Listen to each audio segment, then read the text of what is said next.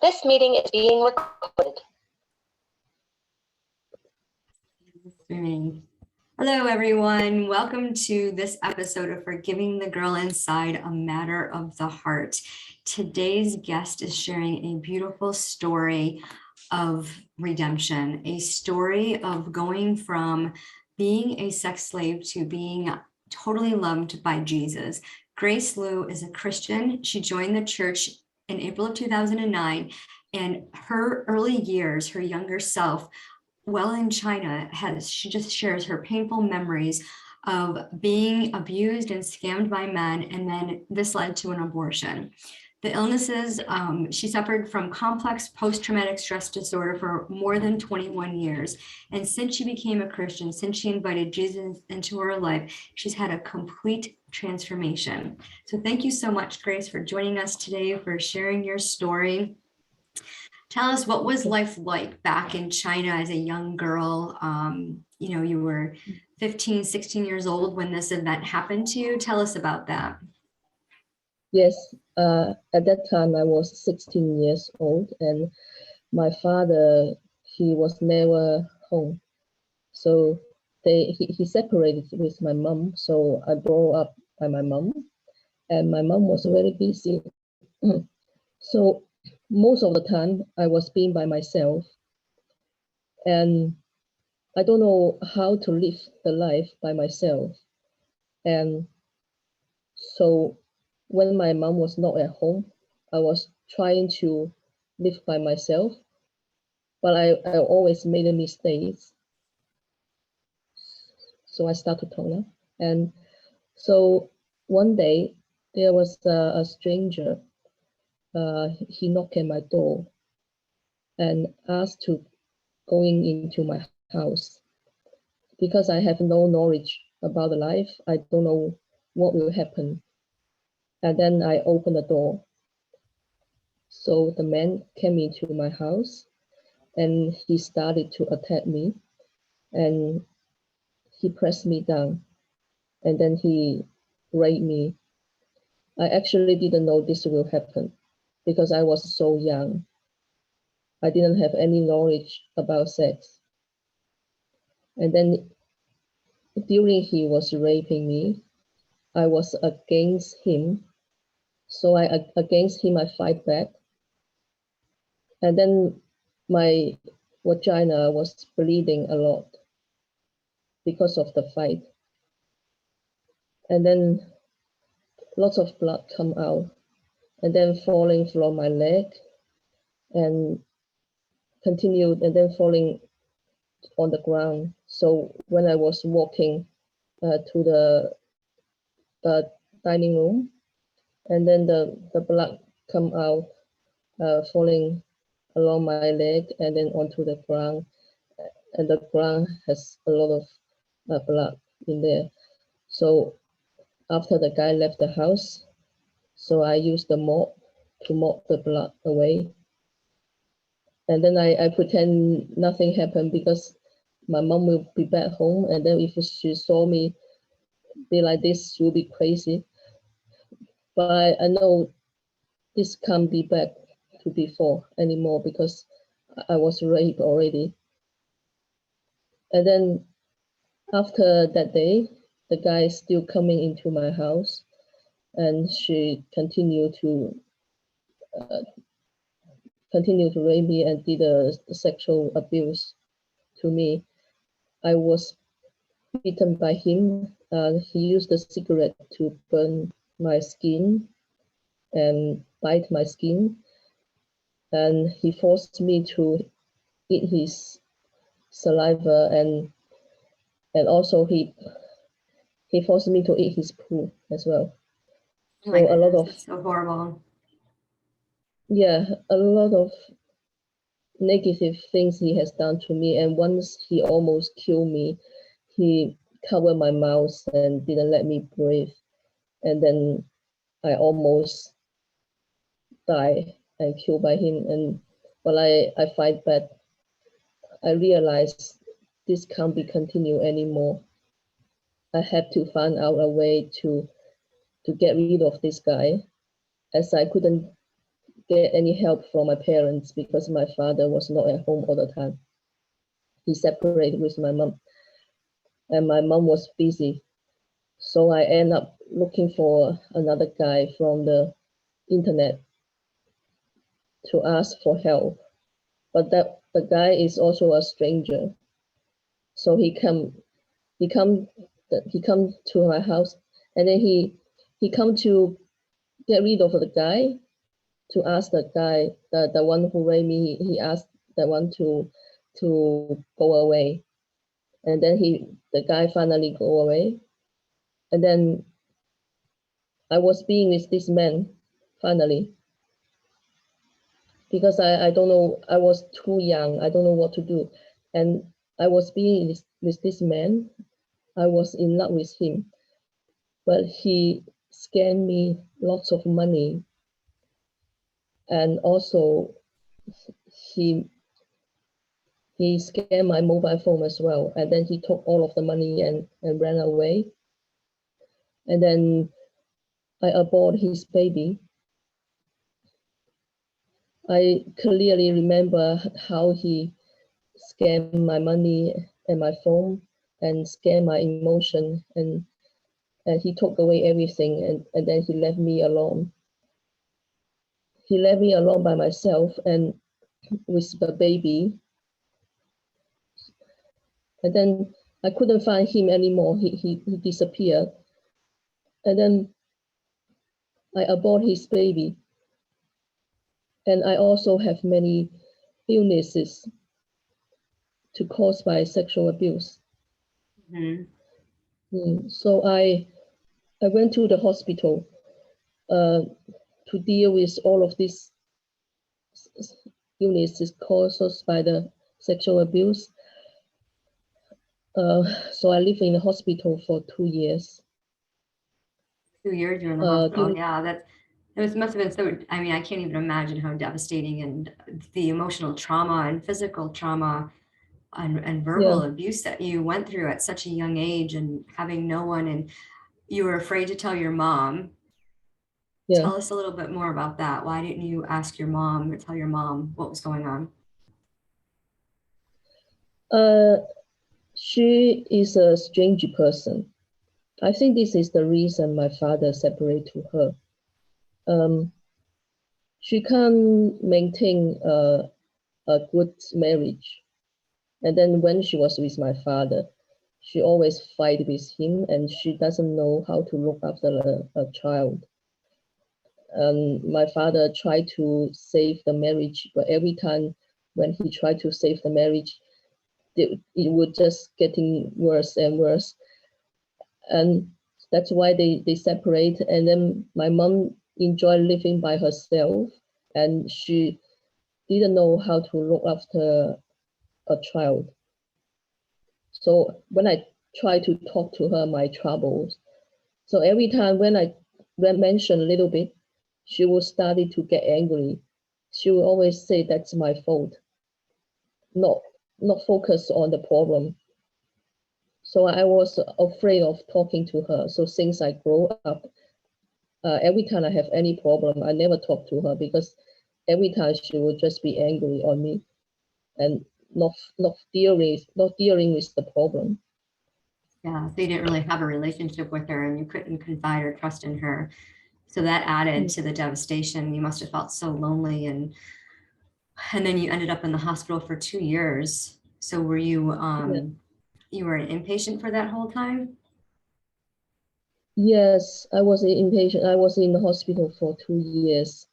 I got the kidney problems because I was sexual abused by the man, and I got some illnesses in my womb, and also my bladder and my kidney.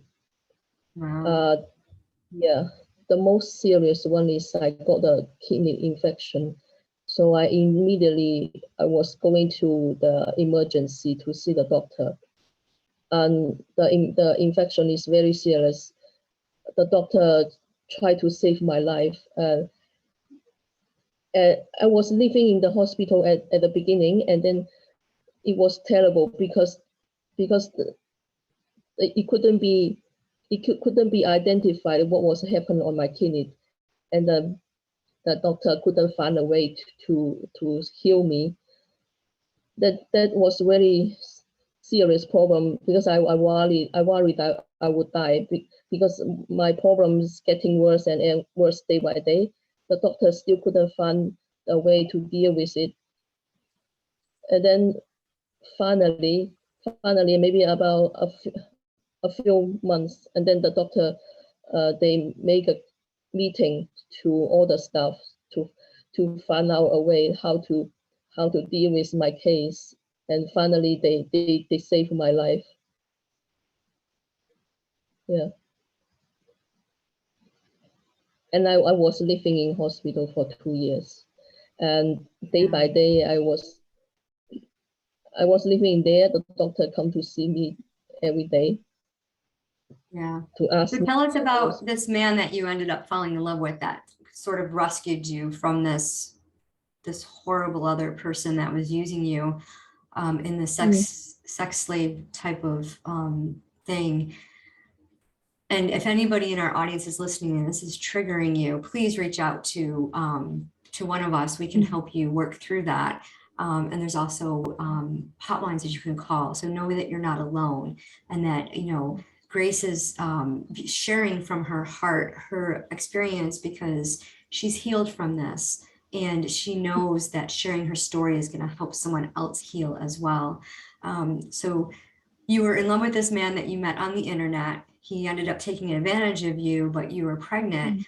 Because you were in love with him, how come you didn't carry the baby to full term? What made you want to get an abortion?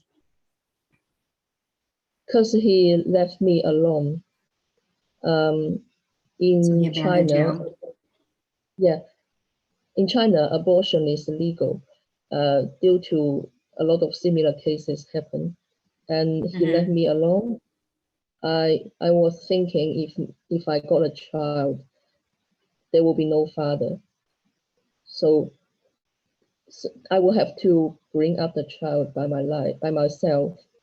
That will be very difficult. I have to pregnant for 9 months, 10 months, and then go to the hospital by myself, and then give birth by myself and bring up the child by myself. That's too much. Too much for me. Yeah, because how old were you when you got pregnant? Yeah, and I was still young. You were 17? I was young. I should have more my personal life focused on my university or my job. I shouldn't end up looking after my child. Yeah, and then I got no life anymore. Yeah. So how did you get out of that life cycle?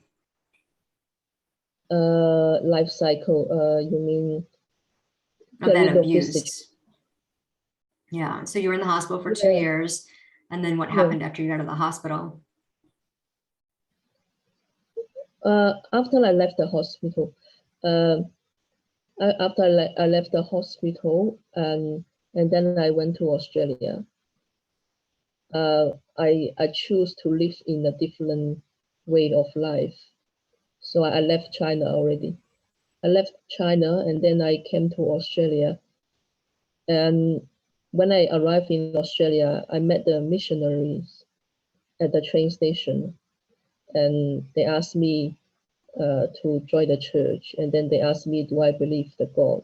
I say I believe, because lots of things happen in my life in China. So I say I believe there was a God, and I joined the church. And many people, they met me in the church. They say I have to forget my past. They say I have to forgive myself.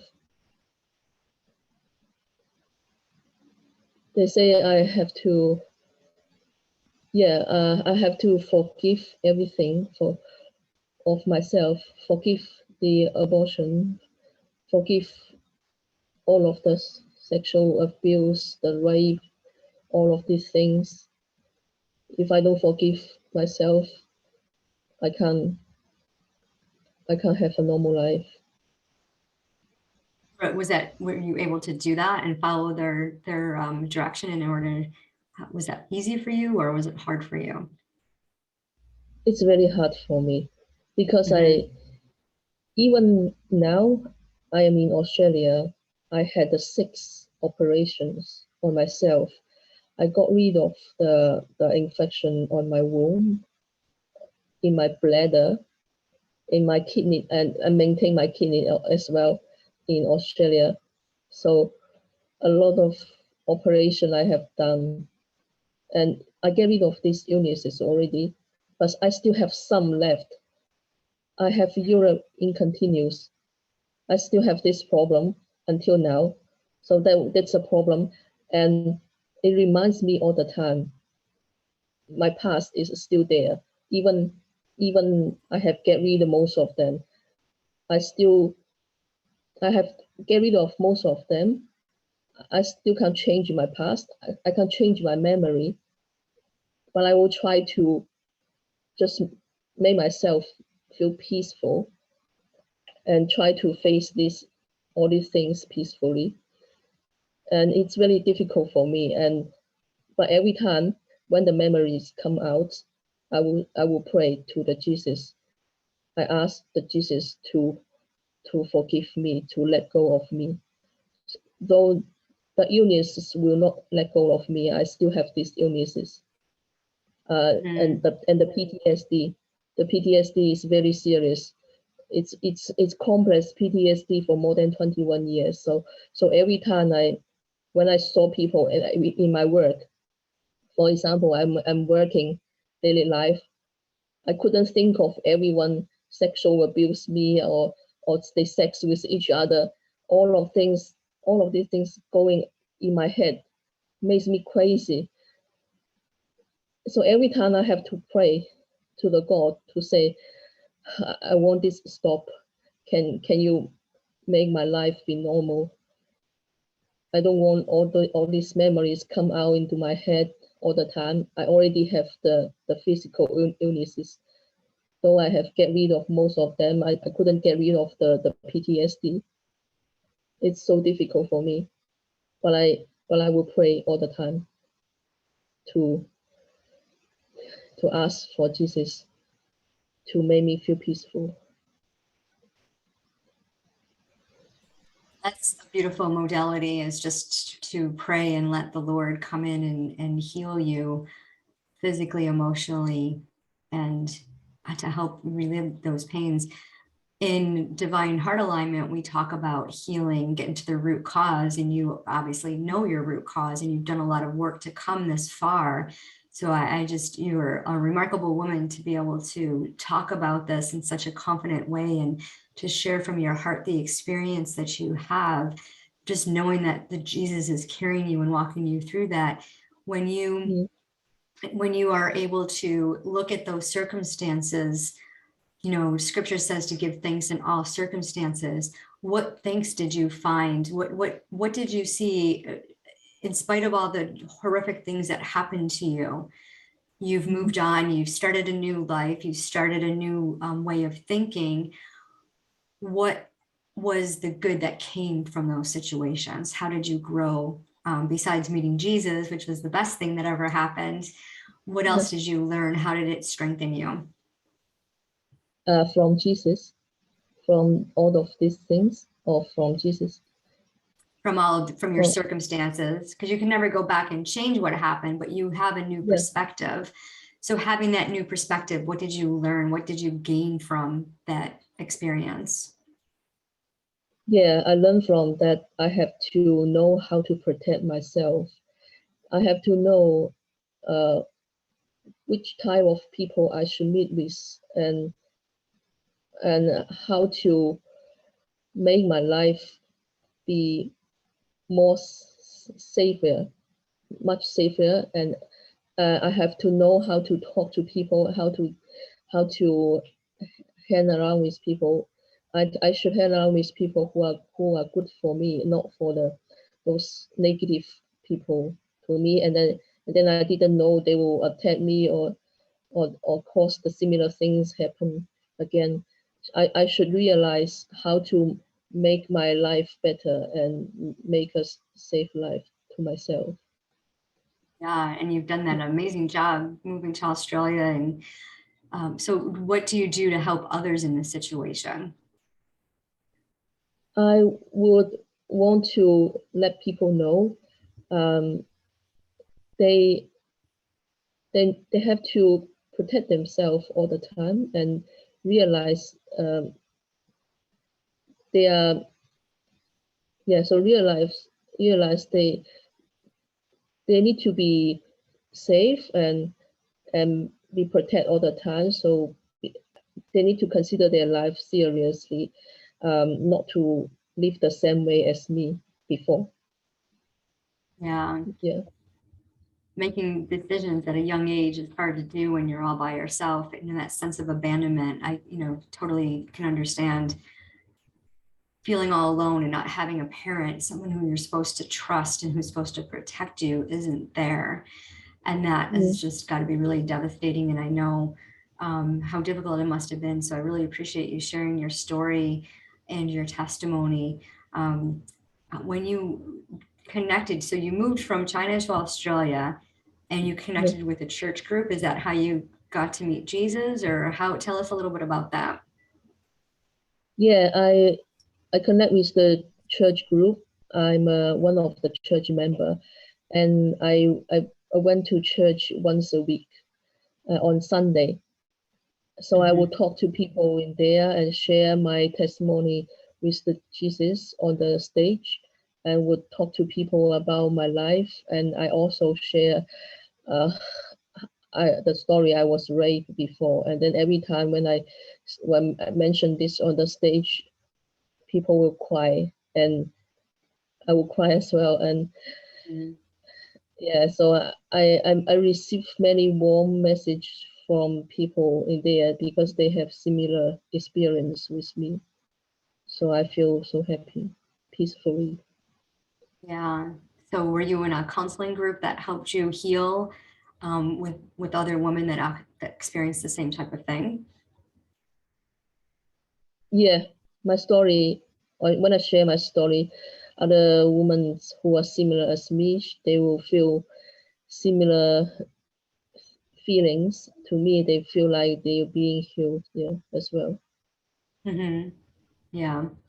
Well, that's beautiful. And it's so wonderful to have that support and have that community so that you can heal. And when you are triggered, what do? You said that you pray to the Lord. Is there anything else that you do to help you like stay focused, to help you like process those thoughts? Because you can't ignore them. Because if you can ignore them, it creates, the body keeps the score. So what advice can you give to somebody who's being triggered, who's been through that healing journey process, and they get triggered? You had said earlier about being triggered by people in your at your job and things like that. So what do you do after you pray? Is there something else that you implement to help you stay focused so that you don't go into that PTSD? Every time I was being triggered by people, by the memories, and I actually, most of the time I was crying in somewhere or in the bathroom because the memory comes out, and then my tears couldn't stop falling down, and I was keep praying. I keep praying many times. Yeah, So yeah, I that's was keep beautiful. praying to the, yeah. I know. So I know sometimes when I get triggered, I'm like, my Jesus, my confidence. That's something my mom taught yeah, me at a young age when I was like 15, 16 years old. And, it's just focusing on the Lord and focusing on, the joy and yeah, giving thanks in all circumstances really changes. It really flips your thoughts so that you can heal and grieve. And, you're never ever going to forget those experiences, but yeah. to look upon them and have a different perspective so that you can move forward. And, God has some beautiful mission for you to be Mm. able to help other women in this type of situation so that they can be strong, they can move forward, and they can heal eventually. Well, thank you so much, Grace. How can people connect with you? How people connecting with me? Yep. How can they reach you if they have any questions or they want to talk to you, share their story, get into a group, a group that can help them heal from a similar situation that they may have been in? Yeah. How can they?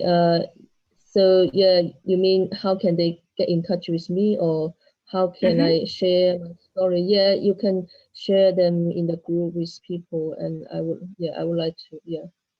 On your Facebook page? Yeah, like Facebook page, LinkedIn, and YouTube, also that one, Twitter, Instagram. Twitter, Yeah, Instagram. Okay, just by your name, Grace Liu. by Okay. my name. Well, thank you again so much. And if you are in need of support of in a safe place from post-abortion, I am the founder of Divine Timing Ministries. It's a place for women who are in need of emotional support to heal from their choice of abortion. You know, our bodies keep the score, and it does keep, you know, no one talks about how abortion affects us, how past events affect us. And if we bury them and we never heal or talk about them, we're not able to move forward in our mission. And God is with us all the time. He designed us for greatness and purpose, and we have beautiful gifts and talents that we use to reach others, to connect with others so that they too can be on a healing journey. And if you'd like to support the ministry, it's not even established yet. We're in the baby stages. We're getting, there's a board of directors that is meeting February 15th to create the bylaws. So if you'd like to support that, to help us get that up and running as a not-for-profit, there's a link in the podcast, Buy Me a Coffee, and all the proceeds for the donations will be used to launch the not-for-profit so that we can get it out into the world. There will be physical locations as well as virtual locations, Divine Timing Ministries, a safe place for women who have chosen abortion and who are now in need of emotional support for that choice, to know that they are loved, they are forgiven, and that they have a beautiful mission, and that they can truly look inside and forgive themselves. Mindset is so important. When we can captivate our thoughts and think about what we're thinking, and we can look in the mirror and tell ourselves that we are beautiful children designed by God for greatness and a purpose, and that our past mistakes don't define us, we can move mountains, especially when we invite God to be our CEO and we partner with him. So mindset is the crux of all that we do. It's a matter of the heart. Yes.